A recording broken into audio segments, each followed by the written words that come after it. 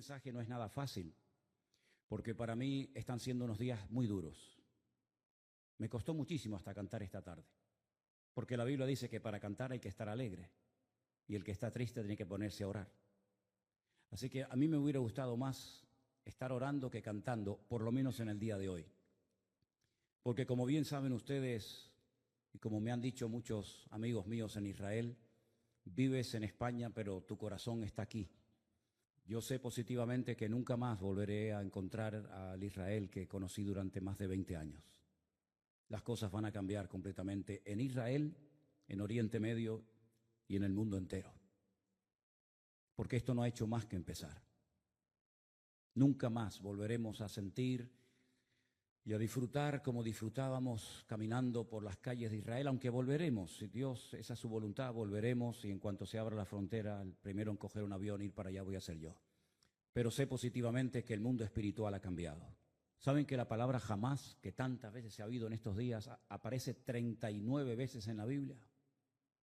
39 veces. La primera vez que aparece el término jamás aparece en el libro del Génesis, cuando el Señor miró a la tierra y dijo que vio al jamás. ¿Sería aquello un acto profético? ¿Sería que el Señor miró a la tierra y dice que vio, en español dice violencia, pero dice que Él miró a la tierra y vio al jamás? Y lo va repitiendo 39 veces a lo largo de diferentes libros del Antiguo Testamento. Y dice que por ver el jamás en la tierra decidió destruirla y empezar de cero. ¿Será que tantas cosas que estamos viendo es el cumplimiento de profecías que se están cumpliendo delante de nuestros ojos y algunos cristianos no se han dado cuenta? Yo no suelo perder el tiempo escuchando lo que otros dicen en internet de mí o de nuestro ministerio. Sinceramente no tengo tiempo ni deseo perder mi tiempo en esas cosas cuando me dicen, ay, por ahí hay uno que está diciendo esto, por ahí hay otro. Pero en esta semana he recibido algunos mensajes, ¿no? Y concretamente hay un muchacho porque se ha puesto muy de moda utilizar la predicación de un pastor y ponerte al lado, ¿no? ¿Habéis visto esto? Se ha puesto de moda, ¿no? Fíjense, mire lo que dice, ahí viene la palabra, escuchen, atentos hermanos, se ha puesto muy de moda eso, ¿no? Y este muchacho pues cogió una predicación mía, muy honesto el hombre, ¿no? Pidiendo permiso previamente, ¿verdad? Y dice, yo no estoy de acuerdo con lo que este pastor de España dice. Como si a mí me preocuparas cuál es su opinión. Sinceramente no me interesa lo más mínimo cuál es su opinión. Y una de las cosas que dice, a mí me gustaría hacerle muchas preguntas a ese pastor español. Querido, si me estás viendo en esta tarde, cuando quieras, hazme todas las preguntas que quieras. Creo que soy una de las personas más fáciles de localizar del planeta Tierra. Vivo en la isla de Tenerife, concretamente en Santa Cruz de Tenerife. Nuestra iglesia está en la calle Garcilaso de la Vega, número 13. Cuando quieras puedes venir y te respondo a todas las preguntas que quieras, no hay ningún problema. Pero no mientas cuando dices que quieres hacerme muchas preguntas y no las haces. La palabra de Dios nos enseña que los últimos tiempos van a ser tiempos muy difíciles, muy complicados. Y el mensaje de hoy me va a costar un poco compartirlo porque hay tanto material sobre lo que quiero decir. Y yo me he dado cuenta que en los últimos años ha habido como una especialidad que se ha puesto de moda y son los predicadores que predican sin espada. Es decir, los predicadores que motivan a sus audiencias, a sus congregaciones. Y claro, cuando oyes a esos hombres con ese léxico, con esas palabras, con ese carisma que tienen, la gente sale allí inflada, ¿no? Porque, claro, son mensajes que no te comprometen, son mensajes donde todo es serás y tendrás y serás. Dios está contigo, te va a bendecir, te va a abrir puertas, etcétera, etcétera, ¿no? Pero ¿cuántos mensajes han oído usted a lo largo de su vida sobre un tema que ahora les voy a preguntar si ustedes creen en eso o no? La ira de Dios. Yo solamente escuché un mensaje en toda mi vida y acabo de cumplir 62 años, desde los 16, 17 años estoy sirviendo al Señor de una manera u otra. En toda mi vida escuché a una persona que predicó un día sobre este tema tan controversial de la ira de Dios y casualmente fue en esta iglesia, en este mismo púlpito. ¿Se acuerdan ustedes aquel muchacho peladito cubano? ¿Se acuerdan? Él predicó un día sobre la ira de Dios y fue un mensaje excelente. Y después cuando terminó le dije, no es fácil predicar de esto. No es fácil porque nadie está orando para tener a Dios de espalda a nosotros. A nadie le agrada ver tragedias y muertes y guerra. A nadie le agrada. No estamos orando para que esas cosas sucedan. Generalmente nuestras oraciones son, Señor, cuídanos, protégenos, bendícenos, ayúdanos, pero sabemos que nuestro Dios es un Dios de amor, un Dios de misericordia, pero también se enfada. Y yo veo a Dios cuando su Hijo unigénito, el Señor Jesucristo, cargó el pecado de todos y cada uno de nosotros. El Señor Jesucristo dijo, ¿por qué me has desamparado? Dios dejando a su Hijo solo en la cruz, porque en ese momento su Hijo era el pecado personificado de toda la humanidad. Si abandonó a su Hijo temporalmente por la situación del momento, ¿cómo no habrá momentos puntuales en la vida de las naciones y de los seres humanos en los que Dios dice, basta, estoy harto, estoy cansado? La pregunta que les quiero hacer es, ¿ustedes creen que este tema de la ira de Dios es un mito, es una fábula, es una metáfora, es algo de lo cual se habla, pero que en el fondo no es realmente así? Dios no se enfada, Dios no se enoja. Hay momentos en los que es verdad, Dios bendice, hace milagros, saca a su pueblo de la esclavitud, les da el maná, los protege de los enemigos, pero también hay un montón de versículos, cientos, miles de textos, donde Dios dijo, cuando claméis no os voy a oír, porque cuando yo llamé no me respondisteis. Y estoy harto de vuestros holocaustos y de vuestras ofrendas y de vuestras fiestas solemnes. Y por cuanto llamé y no quisisteis, vuestra casa quedará desierta. Y si te parece poco, hay un libro que contiene unas palabras que son impresionantes, son tremendamente impactantes, durísimas. Permítame que se las lea. Ahora les digo dónde voy a estar leyendo. Acuérdate, oh Señor, de lo que nos ha sucedido. Mira nuestro oprobio. Y mira nuestra herencia, cómo ha sido traspasada a extraños. Nuestra piel se ha ennegrecido como un horno a causa del hambre. Han violado a nuestras mujeres, a nuestras vírgenes las han violado y han colgado a nuestros príncipes y no respetaron a los ancianos. Se han llevado a los jóvenes y los muchachos han desfallecido. Los jóvenes dejaron de cantar. Cesó el gozo en nuestro corazón. Nuestra danza se ha convertido en luto. Cayó la corona de nuestras cabezas. Ay de nosotros, Señor, porque pecamos. Por esto se entenebrecieron nuestros ojos. Mas tú, Señor, permaneces para siempre y tu trono de generación en generación. No estoy leyendo un poema, estoy leyendo la Biblia en el capítulo 5 del libro de Lamentaciones. Es tremendo, ¿verdad? Es tremendo cuando Dios dice, basta, hasta aquí hemos llegado, se acabó. Es tremendo cuando Dios le dice a su pueblo, no voy a oír vuestras oraciones, no voy a estar presente en vuestras fiestas solemnes, no voy a oír. El cielo lo haré de bronce y vuestras oraciones no pasarán del techo. Es tremendo, ¿verdad? Cuando Dios ha permitido cosas tremendas en la historia que han afectado a millones de personas, como por ejemplo el diluvio. ¿Cuántas miles de personas habrán muerto en el diluvio, hermanos? Bueno, nadie lo puede saber con exactitud, pero yo creo que murieron miles de personas en el diluvio. Algunos dirán, bueno, millones. Bueno, está bien, millones. ¿Y quién mandó el diluvio, hermanos? ¿Quién mandó el diluvio? ¿Quién le dijo a Noé, prepárate porque yo voy a mandar un diluvio a la tierra? ¿Quién fue el que destruyó las ciudades de Sodoma y de Gomorra? Si no fue tu Dios, ¿quién fue entonces?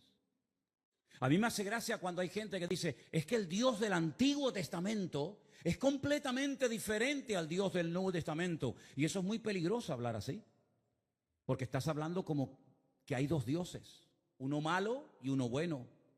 Uno que está siempre enfadado y enojado, y otro como que es benevolente, como Papá Noel o como San Nicolás, como lo llaman en otros países, ¿verdad? Que nos concede todo y no importa lo que hagamos. Pero esa no es la enseñanza bíblica. La enseñanza bíblica es que hay un solo Dios. Y el del antiguo es el del nuevo, y el del nuevo es el del antiguo, y no hay otro Dios. Lo que pasa es que hay momentos en los que Dios actúa con infinita misericordia y nos sorprende, y a pesar de nuestras rebeliones y desobediencias nos cuida y nos bendice, pero dice, y lo he leído varias veces en esta semana, no lo hago por ustedes, que os quede claro, no lo hago por vosotros, sino para que mi nombre no siga siendo pisoteado y blasfemado entre vosotros. ¿Me da cuenta? ¿Y quién permitió la destrucción del primer templo de Jerusalén? ¿No fue Dios? ¿Quién le dio autoridad a Nabucodonosor para que quemara el templo y se llevara los tesoros a Babilonia y rompiera la ciudad de Jerusalén y durante 70 años no pudieran volver a su tierra? ¿Quién fue? ¿No fue Dios? ¿Y quién fue el que permitió la destrucción del segundo templo de Jerusalén, donde se cree que murieron 1 millón de judíos en la destrucción de la ciudad de Jerusalén? Y todas las matanzas y todas las guerras y todos los ríos y ríos de sangre que se podía haber evitado a lo largo de la historia. ¿Y quién fue el que permitió la Shoah? La Segunda Guerra Mundial, ¿quién permitió todo aquello? Claro, hay predicadores que se han especializado en mensajes que motivan a la gente, ¿no? En mensajes de aliento, de ánimo. Hay tantos profetas y tantos pseudoapóstoles que cuando uno habla de la ira de Dios, del enojo, del enfado de Dios, como que se les mueve el piso porque dicen, no, yo no estoy de acuerdo con eso. Vuelvo a repetirle, yo no estoy en este lugar para que ustedes me aplaudan o me sigan o me admiren. Yo no estoy en este lugar para tener cada vez más audiencia y que la gente diga en los comentarios, estoy de acuerdo con usted, pastor, estoy de acuerdo. Y aunque estuvierais en contra, me da exactamente igual porque voy a seguir predicando lo que Dios dice en su palabra, independientemente de la reacción de la gente. En esta semana me han llamado miembro de Hamas, me han llamado nazi.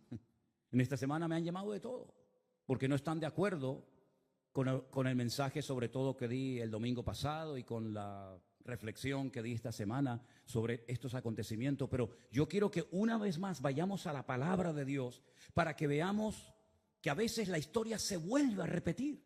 Claro, son otras personas, son otros nombres, otros momentos de la historia, pero se vuelven a repetir los mismos errores, pecados y defectos que otros cometieron.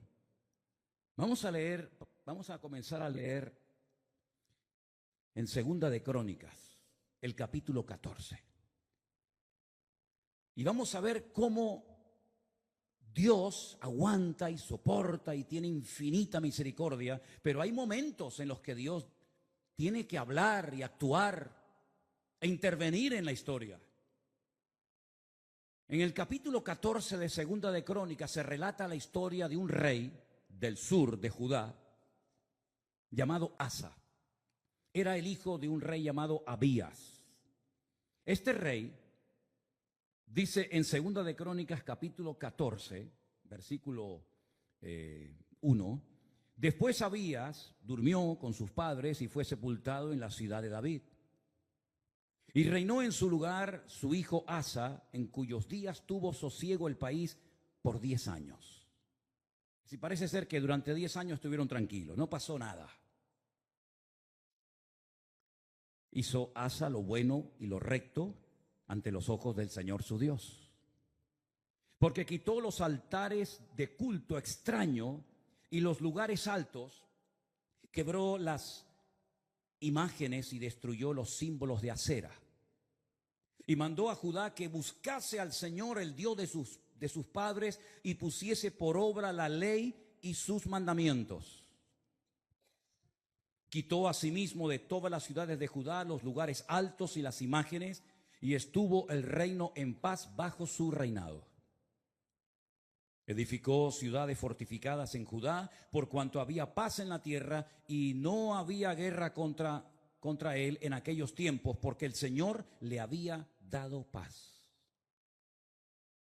Dijo por tanto a Judá: edifiquemos estas ciudades y cerquémoslas de muros con torres, puertas y barras, ya que la tierra es nuestra, porque hemos buscado al Señor nuestro Dios, le hemos buscado y Él nos ha dado paz por todas partes. Edificaron pues y fueron prosperados. Si se terminara la historia de Asa con este versículo, podríamos decir que Asa fue un buen rey.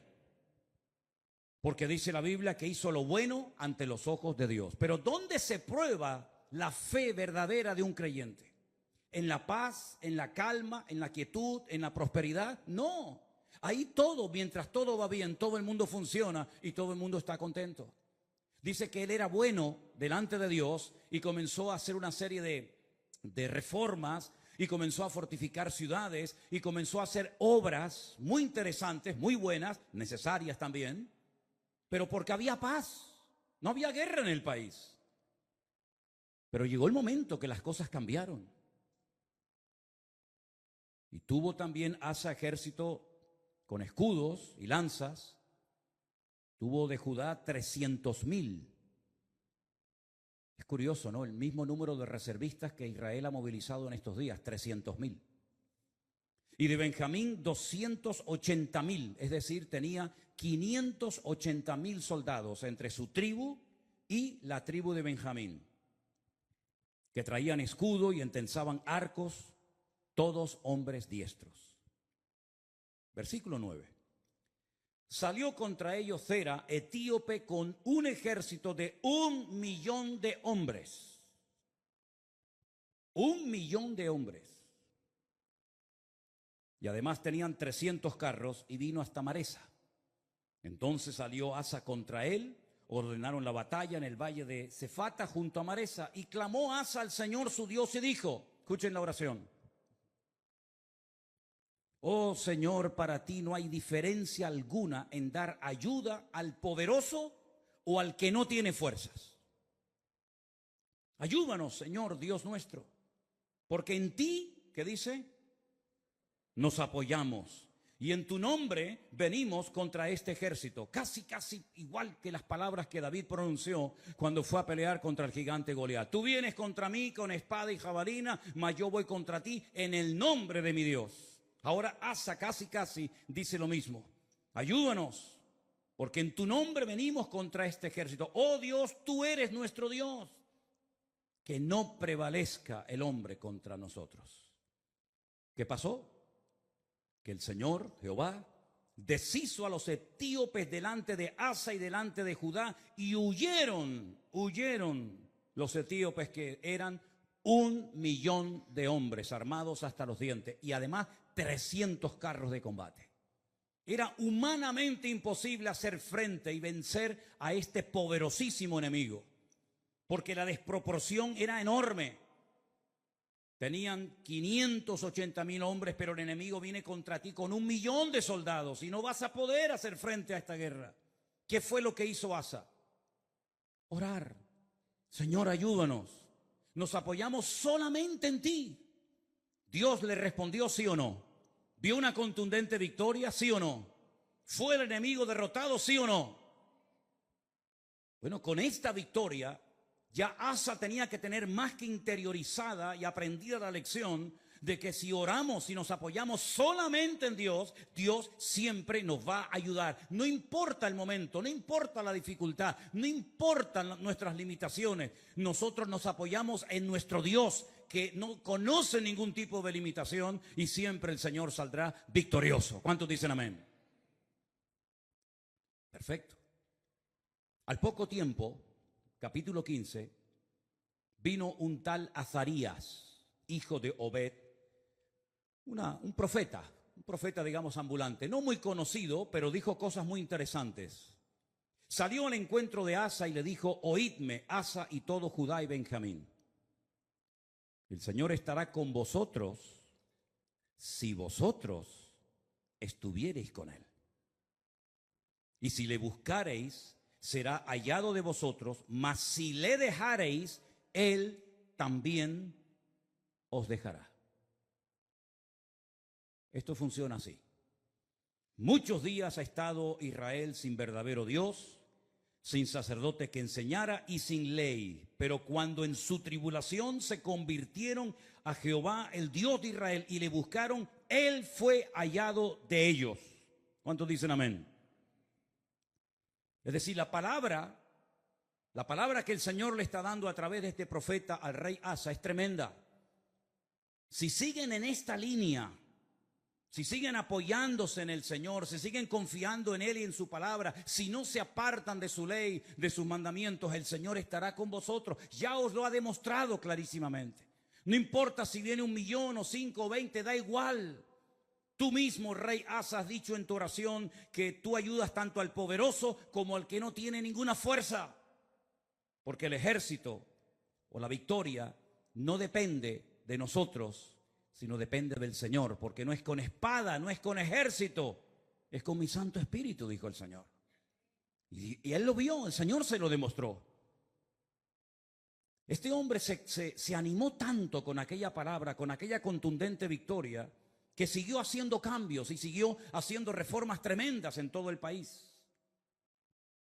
La Biblia dice que llevó al pueblo a un momento, a una reunión muy solemne, versículo 11, o 10 si quieren. Dice que se reunieron en Jerusalén en el mes tercero del año 15º del reinado de Asa, y en aquel mismo día sacrificaron para el Señor del botín que habían traído, escuche esto, 700 bueyes y 7,000 ovejas. Aquello tenía que ser un río de sangre terrible. Sacrificar 700 bueyes y 7,000 ovejas, aquello tuvo que ser algo impresionante. Pero a él no le importaba darle todos estos sacrificios al Señor, porque él estaba contento, él estaba agradecido, porque él había visto la mano de Dios poderosa. Y además dice que prometieron, versículo 12, solemnemente que buscarían a Jehová, el Dios de sus padres, de todo su corazón y con toda su alma. Lo juraron delante de Dios. Se tomaron en serio este juramento. Y cualquiera que no buscase al Señor, el Dios de Israel, que muriera, fuera grande o pequeño, hombre o mujer. Juraron al Señor con gran voz y júbilo, al son de trompetas y bocinas. Y todos los de Judá se alegraron en este juramento, porque de todo corazón lo juraban y toda su voluntad lo buscaban, y fue hallado de ellos, porque el Señor les dio paz por todas partes. ¿Cuántos dicen amén? Va bien la historia, ¿no? Va bien, vamos bien, vamos bien.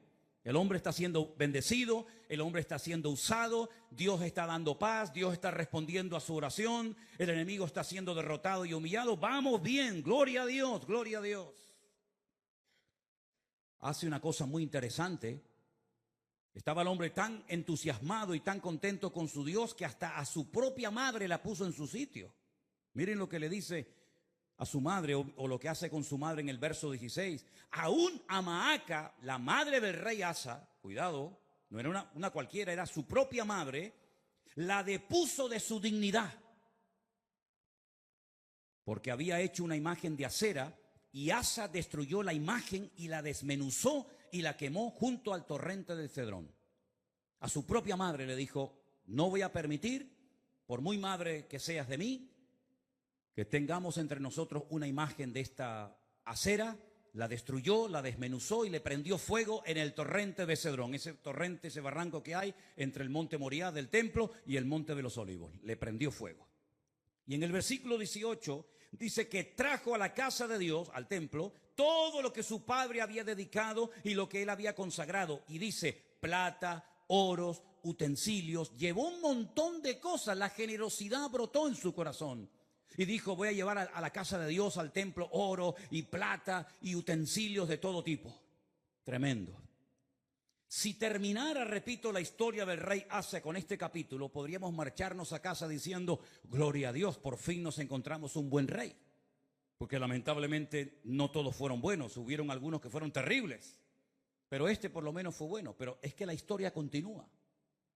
La historia nos lleva al capítulo 16, donde dice que en el año 36 de su reinado, tuvo mucho tiempo como rey, subió Baasa, el rey de Israel, el que estaba en el norte. Ya el país se había dividido, recuerden esto, hermanos. Estaba Judá al sur con la tribu de Benjamín, y las 10 tribus al norte adoptaron el nombre de Israel. Y entonces el rey de Israel, en este caso se llamaba Baasa, va contra él, fortifica la ciudad de Ramá para no dejar salir ni entrar a ninguno ¿Y qué es lo que hace Asa? Se supone que tenía que hacer exactamente lo mismo que ya había hecho y que le había dado tan buenos resultados, ¿sí o no? Orar, clamar al Señor, apoyarse en el Señor y poner en práctica el juramento que habían hecho. Nos apoyaremos en ti, confiaremos en ti. Lamentablemente no hizo eso, no lo hizo. ¿Qué es lo que hace? Sacó Asa la plata y el oro de los tesoros de la casa de Dios. Es decir, ayer los entregué al Señor, hoy los vuelvo a tomar. Ayer los consagro para uso exclusivo del templo y ahora tomo todo eso que no es mío, son parte de los tesoros de la casa de Dios, y lo que hace es que se los envió a un tal Ben-Hadad, rey de Siria, que estaba en Damasco. ¿Y este qué pinta aquí? ¿Quién es este rey de Siria, este tal Ben-Hadad? ¿Qué pinta este hombre en todo esto? Bueno, le dijo, hay alianza entre tú y yo como la hubo entre tu padre y mi padre.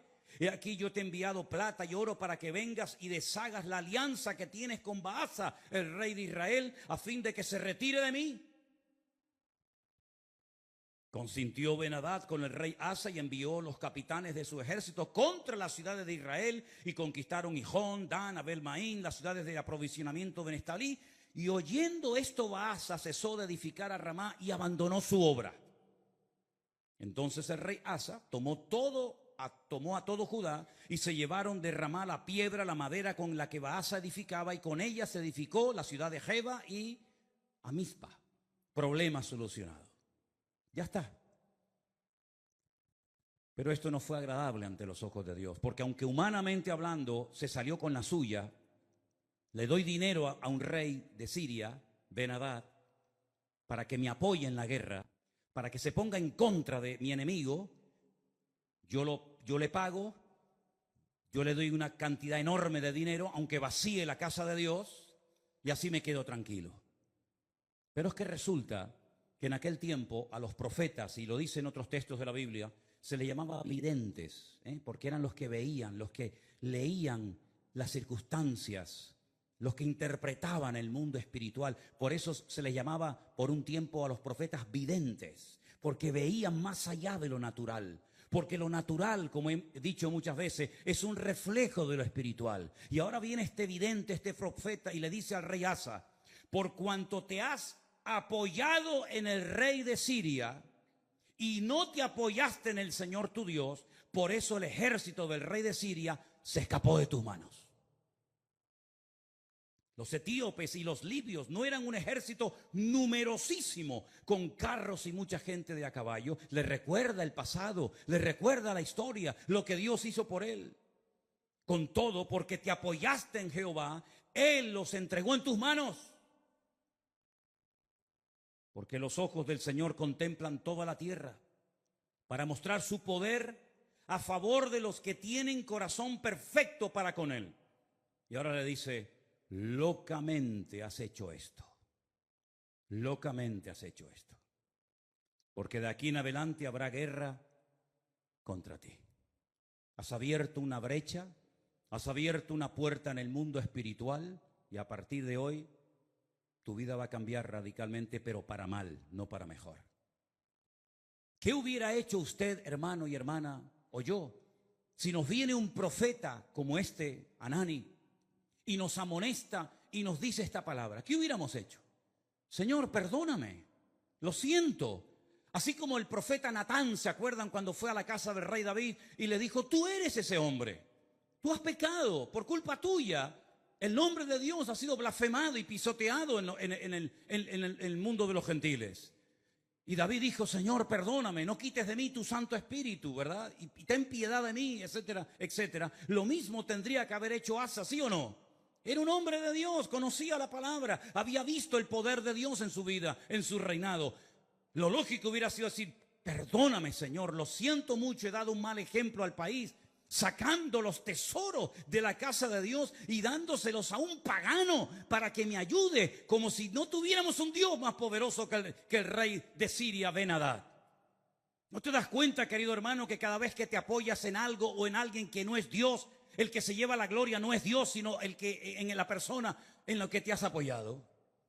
Locamente has actuado. Tú, un hombre de Dios, no tiene que actuar de esta manera. Un pueblo que conoce a su Dios no puede caer en estos errores. ¿Qué dije el domingo pasado? Hay cosas que se hacen en este país, o en el tuyo, o en muchas naciones de la tierra, que no es que estén bien, pero bueno, digamos que no afectan tanto al mundo espiritual. Pero Israel no puede permitirse ser como los demás. Israel no puede imitar a los demás perdiendo su identidad, apoyándose en lo que nunca tenían que haberse apoyado y olvidándose de su Dios. Porque Israel no es un país cualquiera. Israel tiene que ser un punto de referencia para todo el mundo. Tiene que ser una luz entre las naciones, que ese fue el propósito por el cual, o uno de los propósitos por el cual Dios los llamó. Así que has actuado locamente porque tú tenías que haberte apoyado en el Dios Todopoderoso, que te ha demostrado que es un Dios poderoso y que no importa si vienen 1 millón o 20 contra ti, el Señor te va a librar. Y como hemos cantado esta tarde, y espero que no solamente haya sido una canción, sino algo que tenemos claro en nuestra vida: por un camino vendrán y por 7 huirán. Y él sabía ese versículo que hemos cantado en esta tarde. Pero ¿qué pasó? Versículo 10. Se enojó Asa contra el vidente. Se enfadó contra el profeta. Lo mete en la cárcel porque se encolerizó grandemente a causa de esto. No le hizo gracia la palabra del profeta Hanani. No le gustó. Oprimió Asa en aquel tiempo a algunos del pueblo. Mas he aquí los hechos de Asa, primeros y postreros, están escritos en el libro de los reyes de Judá y de Israel. Ahora escucha bien. En el año 39, pocos años después de su reinado, este rey enfermó gravemente de los pies. Y en su enfermedad, ¿a quién buscó? A los médicos. Como diciendo, ni en mi enfermedad me voy a humillar delante de Dios. No está mal ir a los médicos, ni mucho menos. El Señor dice en su palabra: yo envío sanidad y medicina a mi pueblo. Pero la actitud de Asa es de soberbio, es de arrogante, es decir, estoy enfermo, si clamara al Señor, Dios me podría sanar, pero no lo voy a hacer, porque no quiero saber nada de ese Dios. Y dice que en su enfermedad buscó a los médicos en vez de a Dios. Al final, murió en el año 41 de su reinado. Lo sepultaron en los sepulcros que él había hecho para sí en la ciudad de David. Lo sepultaron en un ataúd y le llenaron de perfumes y de diversas especies aromáticas preparadas por expertos perfumistas, e hicieron un gran fuego en su honor. Perfumes para el muerto. Y ahí se acaba la vida y el reinado de Asa. ¿Qué les parece? ¿Qué les parece? Bueno, esto al fin y al cabo es una historia del pasado, de la cual podemos extraer ciertas y determinadas aplicaciones y lecciones para nuestra vida. Pero ¿saben qué? El hombre no aprende. El hombre no aprende. Sigue cometiendo los mismos errores, los mismos pecados, y en vez de apoyarse solamente en Dios, que los ha librado tantas veces de ser destruidos y tragados por sus enemigos, vuelven a apoyarse en ejércitos extranjeros, en la ayuda de hombres, en vez de apoyarse única y exclusivamente en su Dios. Hemos leído en esta tarde, espero que hayan prestado atención: el Señor es mi luz y mi salvación. No temeré lo que me pueda hacer el hombre. Ellos tienen una palabra que dice: Inta janea la imajane lo girali vi, inta kuna la milhamá bezodani boteach. Aunque un ejército acampe contra mí, no temerá mi corazón. Aunque contra mí se levante en guerra, yo viviré confiado. Eso es lo que dice la palabra. Pero eso no puede ser solamente un texto bíblico. Eso tiene que ser una realidad cada día de nuestra vida. Dejemos por un momento a Israel a un lado. Tú, cuando tienes problemas económicos, y cuando tienes problemas matrimoniales, o cuando tienes problemas de cualquier otra índole, ¿en quién te apoyas? ¿En quién pones tu confianza? A ver si nos va a pasar lo mismo que a Asa. El Señor libró a su pueblo de la esclavitud. Podían haber muerto todos en Egipto.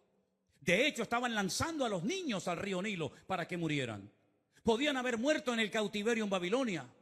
De hecho, dice que algunos de ellos los lanzaban a hornos de fuego y a otros los lanzaban a fosos llenos de leones.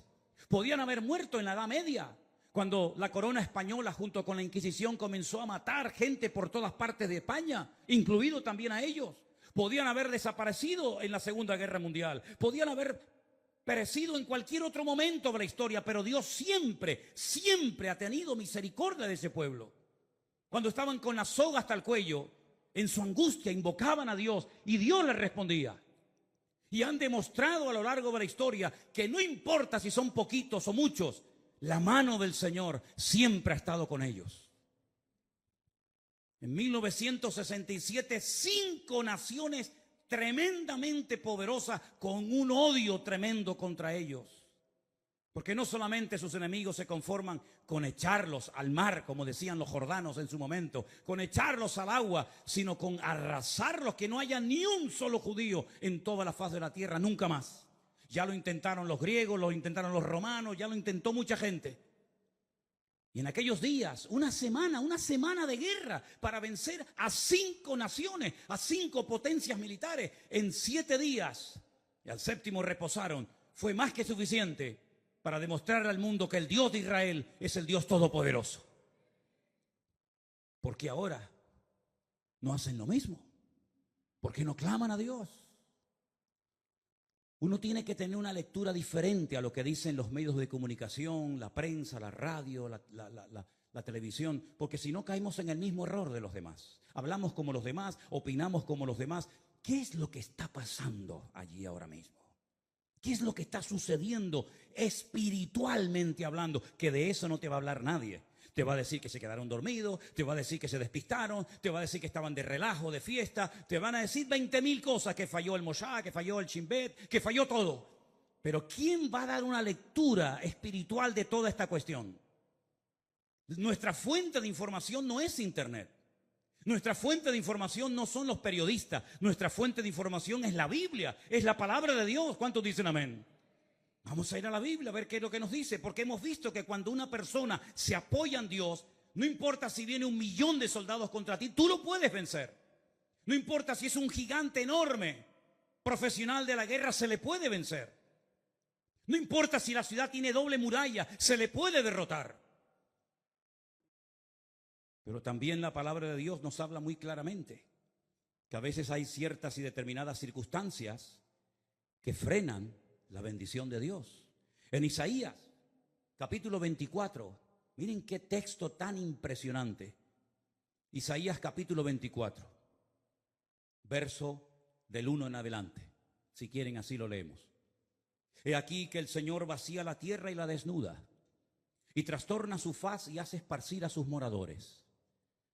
Sucederá así como al pueblo, también al sacerdote, como al siervo, así a su amo, como a la criada, a su ama, como al que compra, al que vende. Se está acoplando el monitor, hermano. Tienes que bajar el monitor. Hace rato se está acoplando.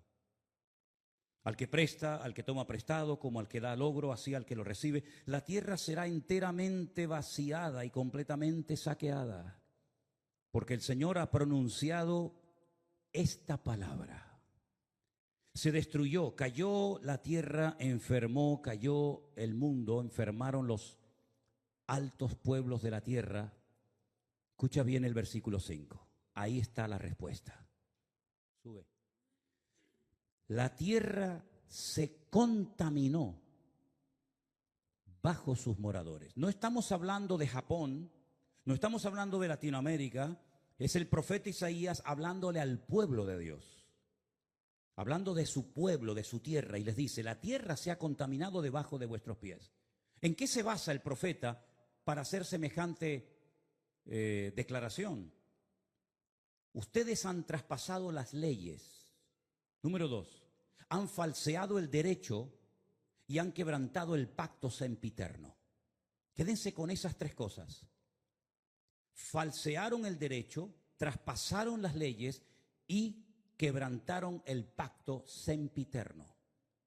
Aquí está la clave, mi hermano. Ahí está la respuesta que Dios da en su palabra. Por supuesto, estudié el texto en hebreo, y cuando dice leyes, dice Torot, porque está en plural. Si fuera la ley, diría Torah, pero como dice las leyes, dice Torot, las leyes de Dios las habéis traspasado, las habéis quebrantado. Falsearon el derecho, hoc.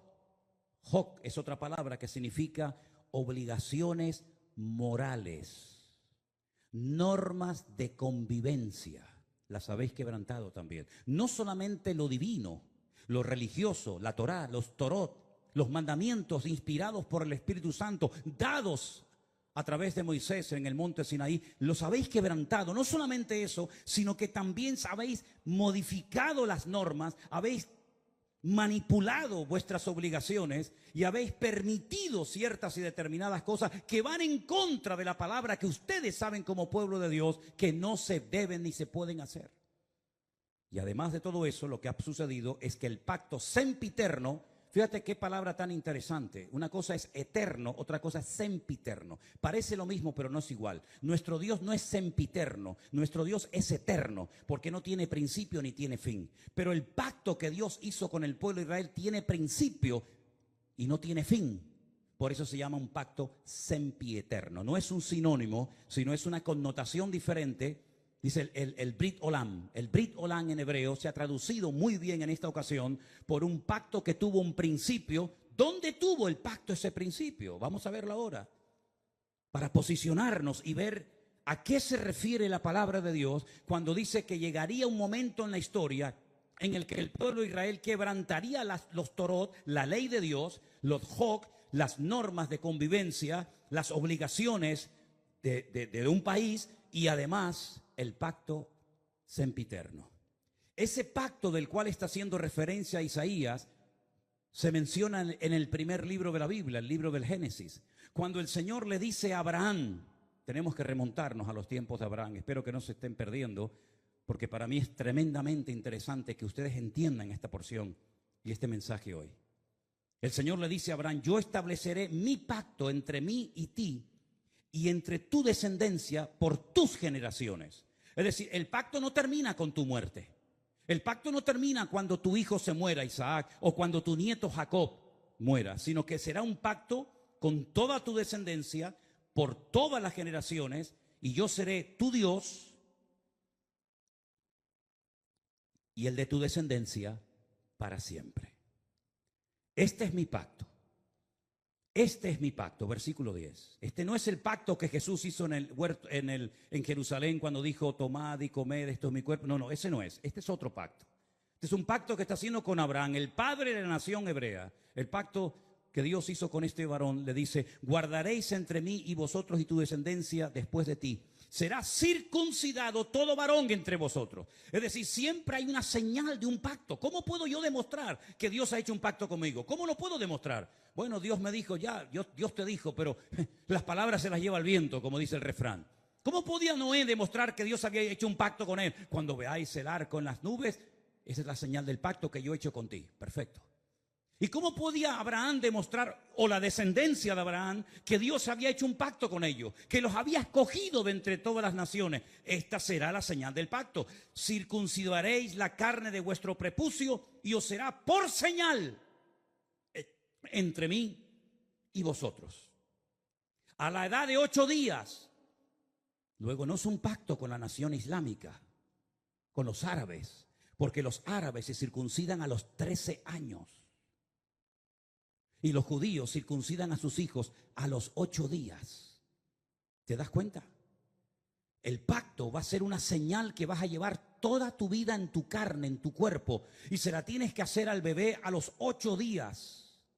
Por vuestras generaciones. El nacido en casa, el comprado por dinero, también los extranjeros que no fueren de tu linaje. Debe ser circuncidado el nacido en tu casa, el comprado por dinero.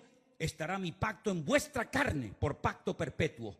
El varón incircunciso, el que no hubiere circuncidado la carne de su prepucio, aquella persona será cortada de su pueblo, ha violado mi pacto. Da igual si son religiosos o no, si son creyentes o no, si son practicantes o no. No hay ni un solo varón de Israel que no sea circuncidado, ni uno. No van a la sinagoga, no leen la Torá, no practican los mitzvot, no se ponen los tefilín, no hacen ningún tipo de manifestación religiosa, pero a nadie se le ocurriría tener un hijo y no circuncidarlo. Eso no se negocia. Aunque te hayas casado con una chica no judía, jamás por amor a tu mujer no judía vas a decir, bueno, al niño no lo circuncidamos. No, lo hicieron, lo han hecho en todas partes, en Egipto. En la Segunda Guerra Mundial lo hacían, a escondidas lo hacían, por la prohibición que los reyes católicos pusieron de que no se podía seguir circuncidando. Es la señal del pacto. Todos los hombres en Israel están circuncidados. Llevan en su carne la señal de que están bajo un pacto. Lo entiendan o no, ustedes se han metido debajo de un pacto. ¿Cómo se llama Israel? ¿Cómo se llama ese país? Israel, no. Estado judío de Israel.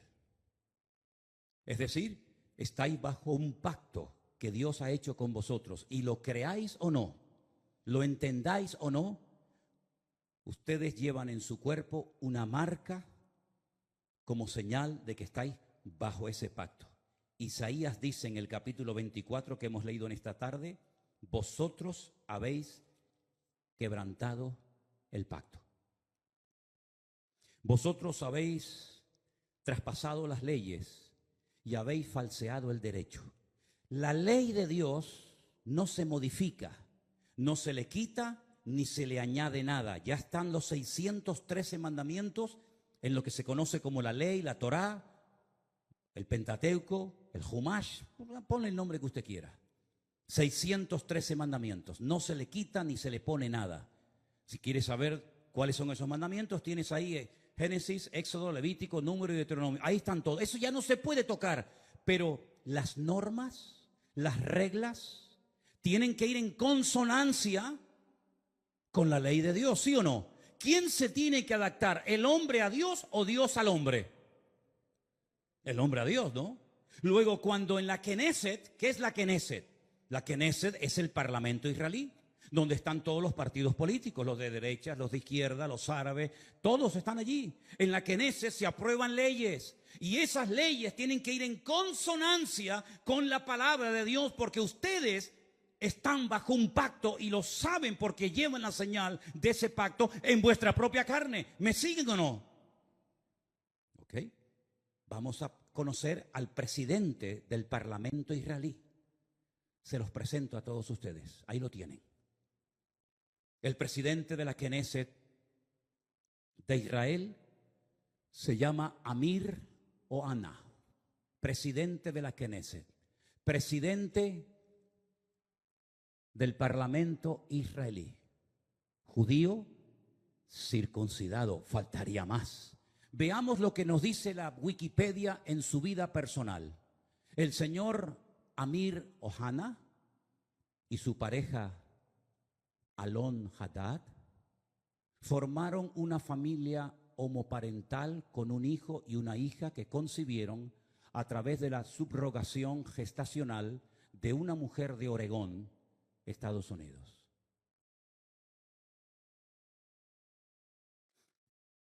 Sin comentarios. Gracias. Presidente del Parlamento israelí. Vosotros habéis traspasado mis leyes, habéis pervertido el derecho y habéis quebrantado mi pacto. Alguien dijo, no es una frase mía, cuando nos distanciamos de Dios y de su palabra, ponemos nuestra vida en peligro. ¿No les parece a ustedes? Pero la palabra de Dios dice, sin santidad nadie verá al Señor. Llámese Israel, llámese sudamericano, llámese latino, llámese como se llama. Sin santidad nadie verá al Señor. No es un título, una nacionalidad, un pasaporte lo que nos salva, sino el apoyarnos única y exclusivamente en Dios y en su palabra. Pero ahora resulta que ya están tranquilos porque el tío Sam les ha dicho, yo estoy con ustedes. Antes se llamaba Ben Haddad, ¿se acuerdan? Ben Haddad. Ahora se llama señor Biden. Pero qué lástima que no haya un Ananí en Israel hoy por hoy. Porque si Juan el Bautista levantara la cabeza y entrara al parlamento israelí, bueno, ya entró en su época, ¿no? Cuando aquel rey llamado Herodes, ¿se acuerdan? ¿Se acuerdan el rey Herodes? Aquel títer, aquel monigote que ni era rey ni nada, pero lo habían nombrado los romanos, le habían dicho, tú vas a ser el rey de Israel. Qué valientes fueron los magos de Oriente, ¿se acuerdan? Cuando vienen seguramente en un viaje de días, de semanas o tal vez de meses y llegaron a Belén, al Herodión, donde vivía el rey Herodes, y le dijeron, venimos a adorar al rey de los judíos porque su estrella hemos visto en el oriente. Y Herodes habrá dicho, ¿el rey de los judíos soy yo? No, tú eres un estrellado. Nosotros venimos a ver a aquel que es digno de recibir toda honra y toda gloria. Y dice que cuando llegaron, se postraron y lo adoraron, ofreciendo sus tesoros de oro, incienso y mirra. A ese rey perverso y terrible llamado Herodes, llegó un día Juan el Bautista, que algunos habrán dicho, cállate la boca, no digas nada. Te la está jugando. Y le dijo, no te es lícito haberle robado la mujer a tu hermano y llevártela a tu cama y acostarte con ella. No te es lícito, adúltero. ¿Qué le costó a Juan el Bautista esa declaración? La cabeza. El rey Herodes quiere hablar contigo. Jesús dijo, decidle a esa zorra. Y me dicen a mí que yo soy duro hablando. Decidle a esa zorra. Y no fue a verlo. Y no fue a verlo. Y cuando aquel soberbio, arrogante romano le dice, ¿no me hablas? Llevo una hora interrogándote, te puedo librar de la mano de tus verdugos y no me contestas. No sabe que tengo autoridad para librarte. Y es entonces cuando el Señor dice, tú no tendrías nada que hacer contra mí si mi Padre no te lo permite. Aquí no se mueve ni una sola hoja de un árbol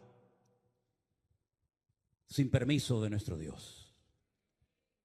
Y no hay nada que ocurra en las naciones de la tierra, y menos en esa tierra santa para Dios, donde Él es el dueño de la tierra, que no lo permita el Señor. ¿Se dan cuenta cómo tenemos que clamar por misericordia más que nunca, mis queridos hermanos? Con semejantes personajes, con semejante panorama, que Dios tenga misericordia de nosotros. Miren esta fotografía. Miren esta fotografía. Estamos en la ciudad de Tel Aviv. Un montón de gente. Sería muy bueno que la ampliaras. Sí, yo sé que se va a perder mucho de lo que dice, pero ahí hay una reunión de oración. Fueron a orar. Y judíos, por temor a que en otras naciones no les dejaran en público hacer una reunión de oración, viajaron expresamente en esos días de Yom Kippur a Israel, porque todos los años se hace en una plaza pública en Israel, se hace un acto de oración, de perdón. Y entonces estos judíos, algunos mayores, otros jóvenes, familias enteras, viajaron a Israel para poder participar en público en las calles de la ciudad de Tel Aviv de una reunión de oración. Y mire lo que dice en la parte de abajo. Las personas que se mudaron a Israel sintieron miedo en el único lugar donde no esperaban sentirse amenazados por su judaísmo. ¿Quién impidió esa reunión de oración? ¿Jamás? ¿Hezbollah? Los de la banderita de colores. Y toda la tropa que les acompaña. Interrumpieron una reunión de oración. ¿A quién molestaban? ¿A quién le podía hacer daño que un montón de gente allí oraran a Dios pidiendo por la nación? ¿Qué problema, qué daño puede hacer eso? En esa plaza, unos días más tarde, en esa misma plaza, ponemos la siguiente fotografía, por favor. La gente se reúne y enciende velas para recordar a las víctimas de Israel. ¿Casualidad? Díganme lo que quieran. Díganme lo que quieran. Pero en esa plaza, una semana atrás, los echaron prácticamente a patadas para que no oraran por Israel. Y una semana más tarde, en esa misma plaza, tuvieron que ir a poner velas a recordar lamentablemente, en ese acto de salvajismo terrible que hemos visto, a las víctimas que murieron. ¿Qué les parece, hermanos? ¿Qué les parece? Empecé este mensaje haciéndoles una pregunta. ¿Ustedes creen en la ira de Dios? ¿Ustedes creen que Dios se enfada, que podemos hacer lo que nos da la gana y no pasa nada? Sigan jugando con Dios, sigan. Tarde o temprano te darás cuenta que con Dios no se puede jugar. Es mejor decir no soy nada a decir soy judío, soy cristiano, soy evangélico, soy creyente y vivir peor que la gente del mundo. Yo decía hasta hace unos días, ya no lo voy a volver a decir más porque sería un insulto, ¿no? Yo decía que esta gente que entró hizo esas cosas terribles que no tienen ni nombre, y lógicamente no vamos a poner ninguna escena de esas, se portaron como animales, y me equivoqué. Los animales no se comportan así. Alguien dijo recientemente, si los seres humanos todos tuviéramos corazón de perro, no habría guerras en el mundo. Porque dicho sea de paso, la palabra perro en hebreo es kolev. Kelev. Kol-lev. Todo corazón. Kol, todo, lev, corazón. El perro se llama en hebreo todo corazón. ¿Cuánto echo de menos a mi perro? ¿Cuánto echo de menos a Trotsky? ¿Cuánto lo echo de menos? Los viajes que he hecho con él, los días que he viajado solo por ahí, durmiendo en cantidad de lugares y siempre a mi lado, siempre ahí, ¿verdad? Ustedes saben que era mi sombra. Cuando vivíamos enfrente de la iglesia, saltaba el muro, aunque tenía ya las patitas con problema y con dolor, saltaba y se metía aquí en la iglesia y aquí se quedaba quietito, ¿verdad? Si fuéramos todos los seres humanos con corazón de perro, no veríamos estas cosas terribles que hemos visto. 150 personas que no se sabe lo que va a ser de ellas, niños, en fin, no quiero ni mencionar la palabra. ¿Qué les parece, hermanos? El único que puede solucionar esto, ¿saben quién es? Dios. ¿Saben quién va a ganar la guerra esta? Dios es el que la va a ganar. Y si todo esto lleva al hombre a ponerse de rodillas y a pedir perdón, pues gloria a Dios. Porque lean ustedes esta semana Sofonías, lean ustedes Joel, lean ustedes Miqueas, lean ustedes el libro de Jeremías, lean ustedes, hermano, el libro de Lamentaciones y os vais a dar cuenta cuántas muertes, cuántas guerras se podían haber evitado si el pueblo hubiera puesto su apoyo y su confianza solamente en Dios. Y no he mencionado lo peor. Lo voy a mencionar así de pasadas, pero no nos olvidemos que un papa pidió perdón, ya tarde, pero bueno, por lo menos pidió perdón por la Inquisición. Un rey español pidió perdón por haber expulsado al pueblo de Israel de España, robándoles todas sus posesiones y mandándolos con lo opuesto. Alemania pidió perdón hace años por lo que había hecho, y mira qué país tan bendecido y tan próspero es Alemania, ¿eh? Pero el pueblo de Israel, que yo sepa, pueblo que amo, y si pudiera ir allí ahora mismo iría, nunca pidió perdón por haber matado a mi amado Señor San Jesucristo. Nunca lo hizo. Es más, su nombre es blasfemado cada día. Entonces, queridos hermanos, ¿tiene o no tiene Dios misericordia de nosotros y de su pueblo Israel? Por lo tanto, mis queridos hermanos, o espabilamos y doblamos nuestras cabezas, o los próximos seremos nosotros. ¿Se acuerdan lo que me dijo aquel rabino en aquel muro aquel día? Ahora es Ucrania, pasado mañana será Israel, después seréis vosotros. ¿A dónde van a ir esos miles y miles de refugiados? Jordania no ha abierto sus fronteras diciéndole, vengan, vengan, tenemos un país enorme, grandísimo, de miles y miles de kilómetros. Vengan aquí. Al fin y al cabo, los palestinos, ¿de dónde eran? Eran jordanos. Los viejos que viven en Israel, ¿qué pañuelos se ponen en la cabeza? ¿Con qué se ponen en la cabeza? ¿De qué color es? ¿De qué color es? ¿Blanco y negro? No. Blanco y rojo. El pañuelo de Jordania. Miren la bandera de Jordania, miren la bandera palestina. Son iguales, simplemente que han puesto ahí una estrella. Pero Jordania no ha dicho, vengan para acá, les recibimos. Arabia Saudita no los ha invitado a venir. Los iraníes, que tanto los aman y los apoyan. Qatar, país rico, no ha invitado a ninguno de ellos. Todos los quieren, pero lejos. ¿A dónde van a venir todas esas personas?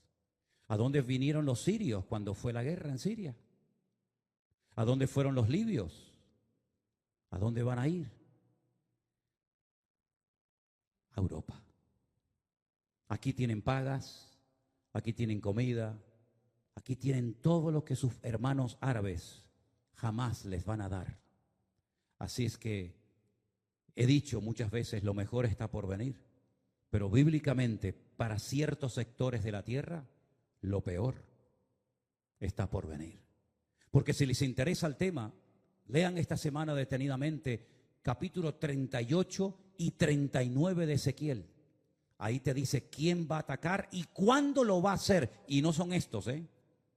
Hay un dato tremendamente significativo. Esta guerra va a terminar, por supuesto que sí. Y todo volverá supuestamente a la normalidad. Volverán a estar tranquilos porque ya se han quitado un enemigo de encima. Lean Ezequiel 38 y 39 y te dice cuándo va a atacar el de arriba. El de arriba, ¿quién es el de arriba? El del norte, el oso. Te dice cuándo van a hacerlo y cómo va a morir y el tiempo que tardarán enterrando muertos. Es impresionante, es que la Biblia es el periódico de mañana. Por eso hay que leerla y escudriñar las Escrituras. Así que Dios tenga misericordia de nuestras vidas. Amén, hermanos. La pregunta es, y termino, ¿cómo es posible que este pueblo tan inteligente, de tantos premios Nobel, no se dé cuenta de todo lo que está sucediendo? Bueno, la palabra de Dios nos enseña que están ciegos. Están ciegos. Lamentablemente la ceguera de Israel es tan tremenda, que por inspiración del Espíritu Santo, un profeta dijo de ellos lo siguiente, y con esto termino. Isaías capítulo 29. Deténganse y queden maravillados. Cegaos, embriagaos, pero no de vino, y tambalead, pero no de sidra, porque el Señor derramó sobre vosotros. ¿A quién le está hablando Isaías? A Israel, no a nosotros. En ese momento Isaías le estaba predicando al pueblo de Israel y le dice, el Señor derramó sobre vosotros espíritu de sueño. Cerró los ojos de vuestros profetas. No hay profetas en Israel. No hay profetas. Ellos dicen que los únicos que pueden tener Ruach HaKodesh, es decir, al Espíritu Santo, son los profetas. Y como no hay profetas, el Espíritu Santo no está en Israel. Lo dicen ellos. Dice, cerró los ojos de vuestros profetas y puso velos sobre las cabezas de vuestros videntes. No dice Pablo que tienen un velo, que cuando leen no entienden porque tienen un velo y hasta que no se conviertan a Cristo, el velo no les será quitado. ¿No dice eso la Biblia? Toda visión os será como palabra de libro sellado, el cual si dijeren al que sabe leer y le dijeren, lee ahora esto, él dirá, no puedo porque está sellado. Y si le dijere, si se le diere el libro al que no sabe leer, diciéndole, lee ahora esto, dice, no sé leer. Dice el Señor, escuchen bien esto. Esto es una sentencia tremenda. Este pueblo se acerca a mí con su boca y con sus labios me honra, pero su corazón está lejos de mí. No te enfades conmigo, querido. Pelea con Isaías. Yo no escribí esto. Con su boca me honran, con sus labios, pero su corazón está lejos de mí, porque su temor de mí no es más que un mandamiento de hombres que les ha sido enseñado. Por tanto, he aquí que nuevamente excitaré yo la admiración de este pueblo con un prodigio grande y espantoso. Perecerá la sabiduría de sus sabios, se desvanecerá la inteligencia de sus entendidos. Ay de los que se esconden de Dios, encubriendo el consejo, sus obras están en tinieblas y dicen, ¿quién nos ve? ¿Quién nos conoce? Vuestra perversidad ciertamente será reputada como el barro del alfarero. ¿Acaso la obra dirá de su hacedor, no me hizo? Dirá la vasija de aquel que le ha formado, no entendió. Hermanos queridos, necesitamos orar más que nunca para que Dios tenga misericordia de ese pueblo, de sus dirigentes, como de todos y cada uno de nosotros. Y Dios volverá, claro que sí, otra vez a tener misericordia de su pueblo. Y otra vez llenará su boca de risa. Y otra vez dirán entre las naciones, grandes cosas ha hecho el Señor con estos. Pero ya es tiempo de que despertemos y nos demos cuenta de que hay cosas que se pueden evitar en la vida si obedecemos a Dios. ¿Por qué aprender a base de lágrimas? ¿Por qué aprender a base de humillaciones? ¿Por qué aprender a base de palos? Si el Señor nos ha dejado en su palabra las instrucciones concretas y específicas para no sufrir innecesariamente, para no morir antes de tiempo, para no tener que hacer el ridículo, porque el Señor creó a ese pueblo para que fueran siempre cabeza y nunca cola, para que estuvieran siempre arriba y nunca debajo. Eso fue lo primero una de las cosas que más me impactó cuando yo fui a Israel, sobre todo al Kotel Hamarabí, al Muro de los Lamentos. Yo llegué al Muro de los Lamentos, una plaza enorme, y hay una pared, como ustedes saben, grandísima. Y allí están los judíos orando 24 horas al día, siempre orando, con sus movimientos, con su Torá, con sus salmos y con sus historias. Y cuando levantas la cabeza dice, ¿y ahí arriba? ¿Quiénes están ahí arriba orando? Esas mezquitas que están ahí arriba, aquella de Al-Aqsa, el domo de la roca donde Abraham subió a sacrificar a Isaac. ¿Quiénes están ahí arriba? No, arriba están los árabes. ¿Arriba? Sí, están arriba. ¿Y abajo? ¿No os dais cuenta que hasta en lo natural el Señor nos habla y nos dice, es que yo no diseñé a mi pueblo para que estuvieran abajo. Yo diseñé a mi pueblo para que estuvieran arriba y fueran cabeza y no cola. Pero eso no sucede por tener un pasaporte azul con la menorá y decir soy del Estado de Israel. Eso sucede cuando circuncidas tu corazón y te conviertes de corazón al Señor que te amó eternamente y te lleva esculpida en las palmas de sus manos. Cerramos nuestros ojos en esta noche. Mediten en esto. Reflexionen en estas palabras. También a nosotros el Señor nos llama al arrepentimiento, a una conversión genuina. Claro que sí, no estamos exentos. Si esto se hace con las ramas naturales, ¿qué no se hará con las ramas que hemos sido injertados en el olivo verdadero?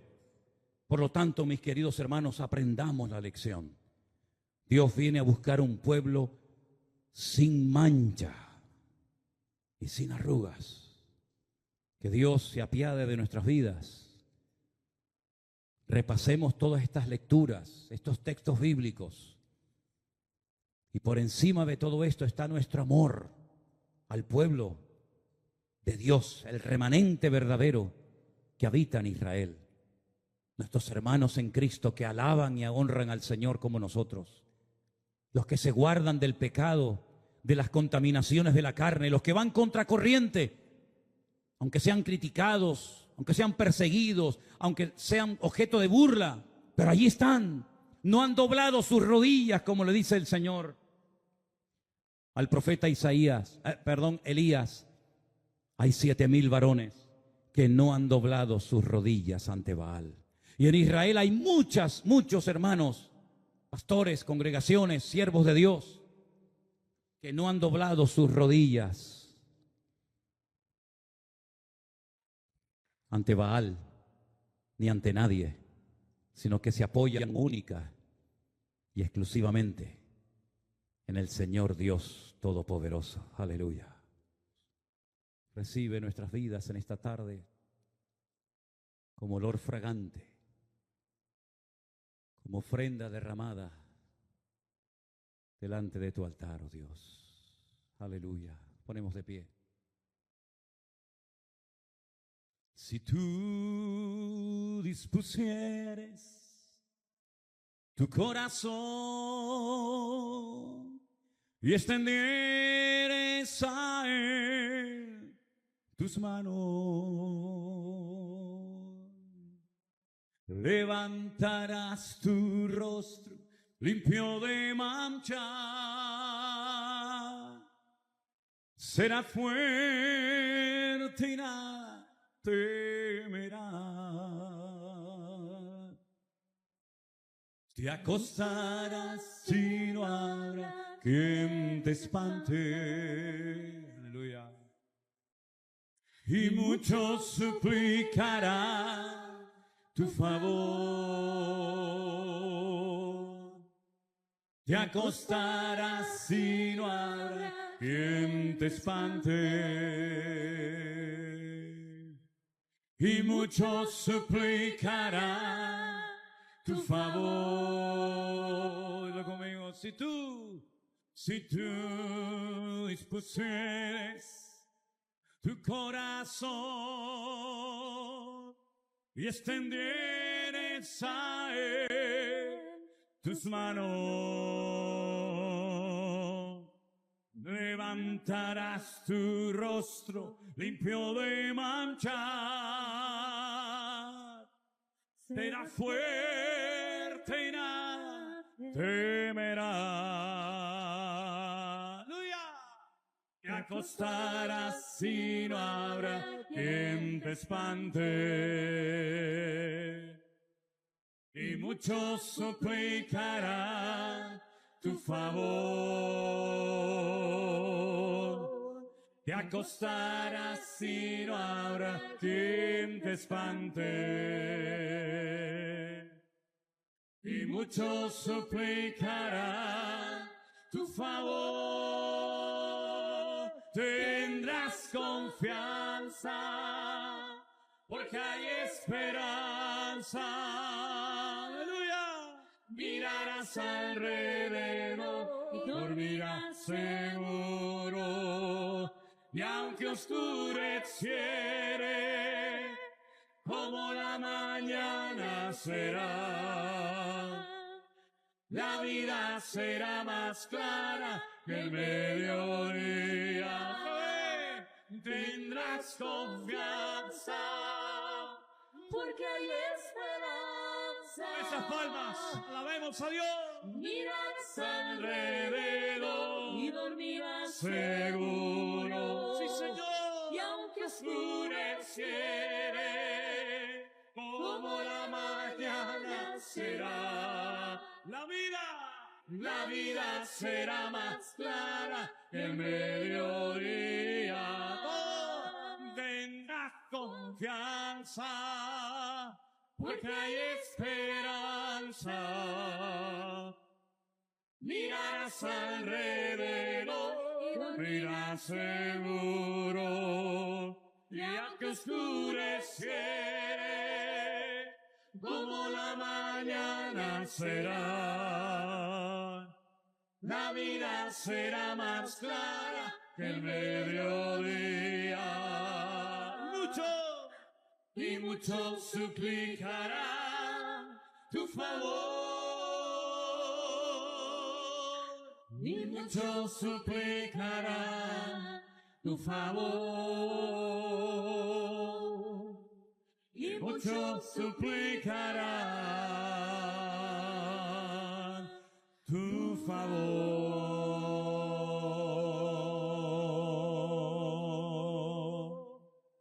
Aleluya. Oh, gracias, Jesús. Gracias, Señor Jesús. La vida de Asa terminó siendo como cualquier otro ser humano, enterrado. Y dice la Biblia que su ataúd la llenaron de especies aromáticas y de perfumes para el muerto. Una mujer hace 2000 años cogió su vaso de alabastro, de perfume, de nardo puro, y lo derramó no sobre un muerto, lo derramó sobre los pies del Señor Jesús. Y el Señor Jesucristo dijo: en todas las naciones de la tierra se hablará, se contará lo que ella ha hecho, porque para el día de mi sepultura lo ha profetizado en esta ocasión. No inviertas tus tesoros y tus mejores perfumes en muertos. Deja que los muertos entierren a sus muertos, dijo el Señor. Y ven tú detrás de mí y predica mi palabra.